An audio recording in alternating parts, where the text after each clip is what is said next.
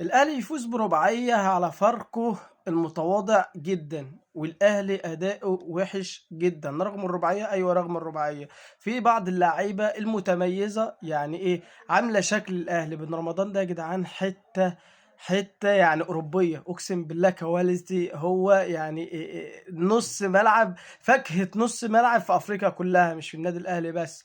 وعندنا الفاكهة التانية والأغلى والجوهرة زيزو. الماتش خلص 4-1 بأداء متوسط جدًا، وبغلطات من شوبير اللي إحنا بندعمه، شوبير تحت ضغط جامد برضه جدًا.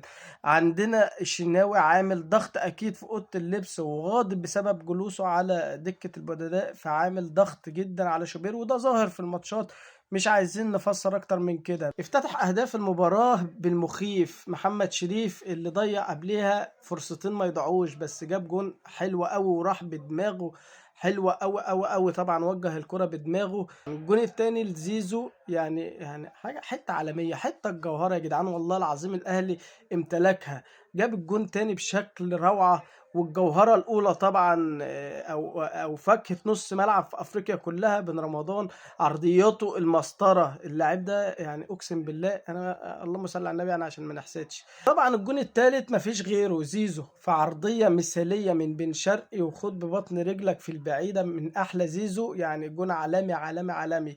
الجون الرابع assist طبعًا العالمي محمد هاني اللي مش عارف اتطرد ليه، والحكم مش عارف طرده ليه، وأنا مش فاهم أصلًا هو عمل إيه، يعني بغض النظر طبعًا assist عالمي من محمد هاني الجراديشار اللي شيكا حارس مرمى فاركو ودخّلها بكل سهولة. فالأهلي يخطف أول 3 نقاط في المسابقة، وبإذن الله اللي جاي أفضل وأحلى عشان مش مستريّح لأداء النادي الأهلي. سلام عليكم.